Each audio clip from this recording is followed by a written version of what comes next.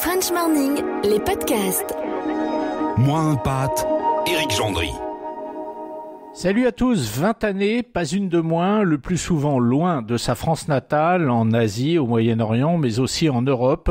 Au total, ces années d'expatriation auront amené Delphine Marteau, notre invitée de Moins un pâte, dans 5 pays différents, pour le simple respect d'un projet de vie élaboré très jeune et pleinement partagé avec son mari.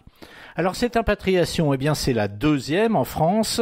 Auparavant, elle avait passé 10 mois à Marseille, entre 2 expatriations, à Tokyo puis à Madrid.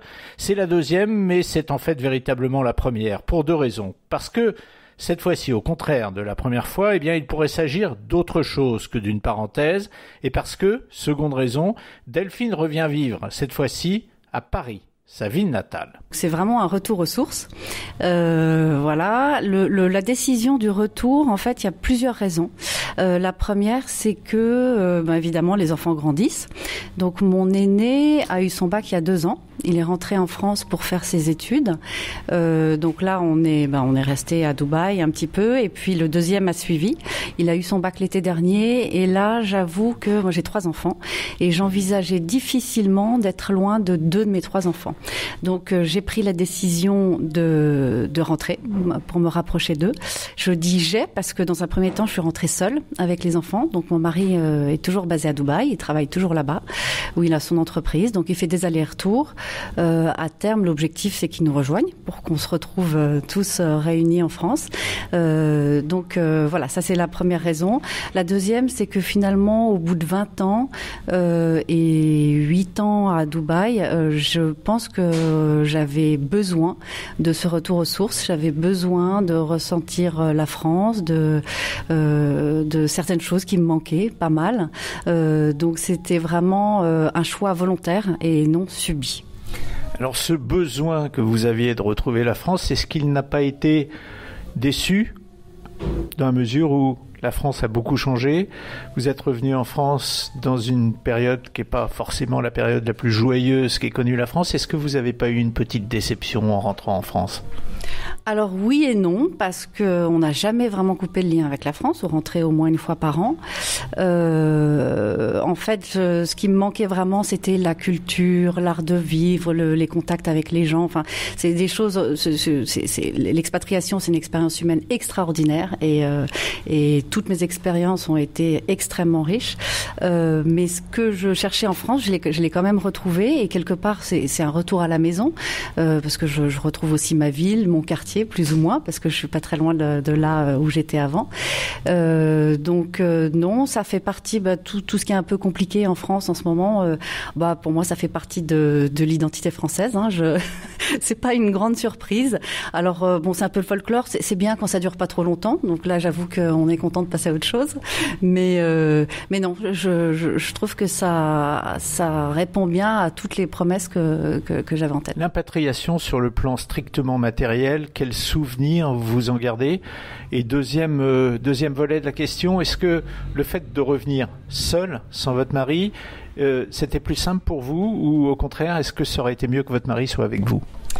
Alors, d'un point de vue matériel et logistique, je dirais que c'était assez compliqué. Encore une fois, je l'attendais, parce qu'à chaque fois qu'on fait un déménagement dans un pays, finalement il y a toujours cette phase d'installation, de prise de marque, de démarche administrative. Tout ça, c'est toujours assez long. Le retour en France, finalement, c'est un peu la même chose que partout. Alors c'est peut-être un peu plus fastidieux parce qu'on s'imagine qu'en tant que Français, ça va être facile et finalement ça l'est pas forcément. Je dirais que pour ça, la France n'a pas énormément changé. C'est peut-être un peu plus simple au niveau des démarches parce que maintenant c'est informatisé, tout se fait en ligne, voilà. Bon, enfin, il y a quand même quelques étapes qui sont un peu complexes à gérer. Donc oui, ça été un petit peu compliqué. Le fait d'être seul, clairement, ça complique les choses pour différentes raisons, parce que du coup il y a des démarches pour lesquelles on aurait besoin d'être à 2 et finalement on est seul pour tout ce qui est échange, parce que quand on finalement, quand on s'installe quelque part, on reconstruit une vie. À chaque fois, chaque étape, chaque pays, c'est une nouvelle vie.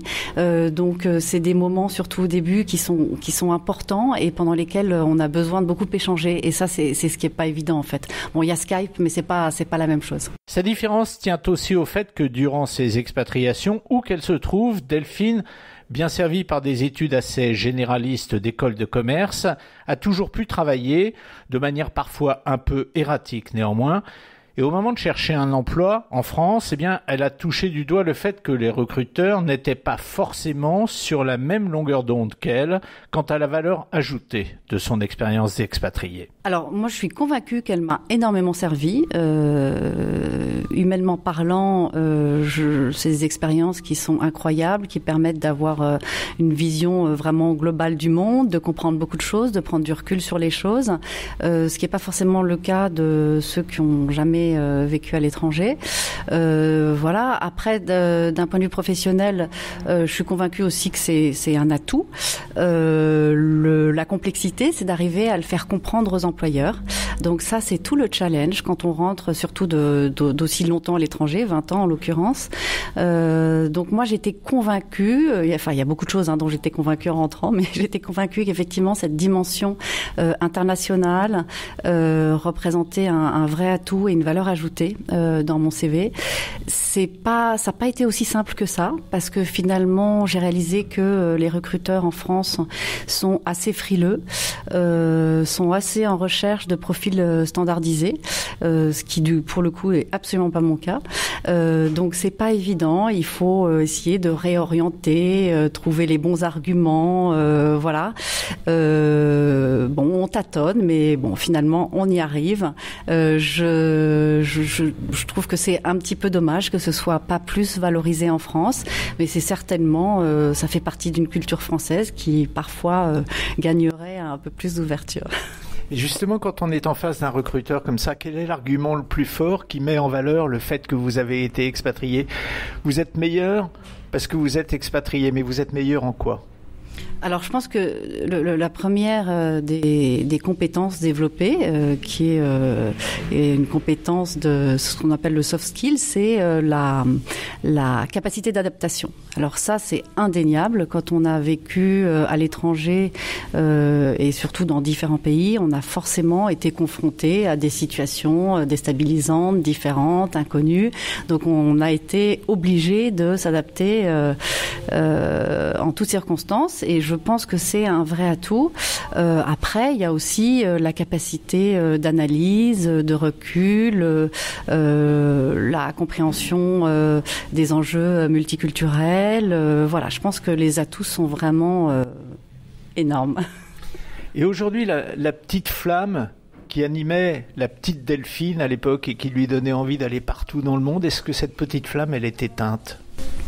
Alors, elle n'est pas du tout éteinte parce qu'en fait, toutes ces expériences, je les garde vraiment en moi et pour moi, c'est vraiment une richesse et ça a contribué à me construire.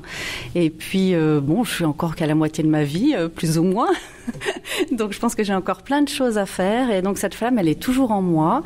Elle m'anime aussi pour m'émerveiller, découvrir la France. Alors, ce que je disais tout à l'heure, c'est que il y a pas cette excitation parce que c'est pas l'inconnu, mais en même temps, il y a cet émerveillement de se promener, de voir des bâtiments sublimes, d'aller au musée, voir des expos, au théâtre, au concert. Enfin, c'est juste incroyable. La petite flamme, elle est toujours là. Peut-être qu'un jour, on repartira se balader. Alors, en expatriation, je sais pas, mais des envies de voyage, j'en ai. C'est pas pour le court terme, mais ça reste dans un coin de ma tête. Delphine, vous êtes la première qu'on rencontre dans cette série qui avait eu la chance ou l'envie ou le besoin d'écrire un livre. Votre vie vous a amené à écrire un livre. Racontez-moi ça, comment ça vous est venu ? Alors effectivement, j'ai écrit un livre dans le contexte de l'expatriation. Alors c'est pas du tout ni sur moi ni sur ma vie. C'est plutôt à partir de des différentes expériences que j'ai eues, des observations, des échanges.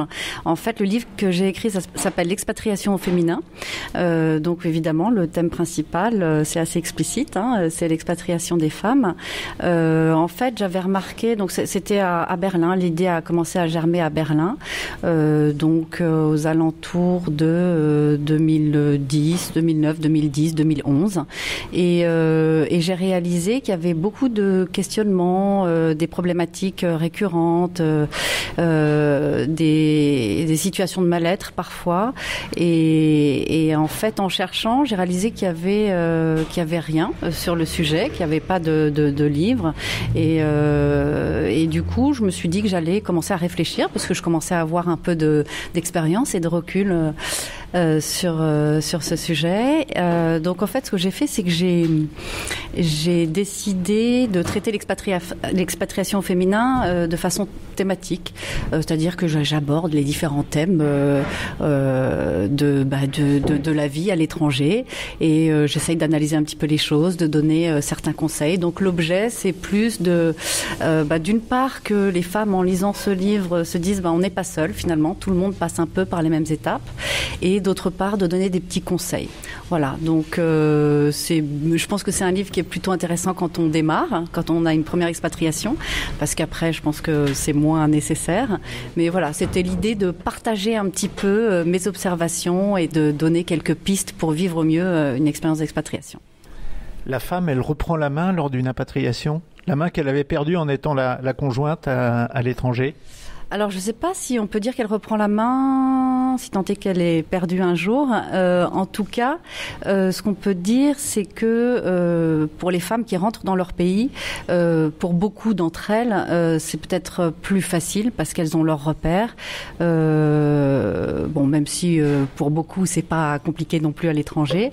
Mais oui, il y a peut-être certaines dimensions qui sont un peu plus faciles à gérer, j'imagine. Delphine Marteau était l'invitée de Moins à Pâte. Pour la réécouter, c'est simple, ici même ou bien sur iTunes. Passez une bonne semaine, salut.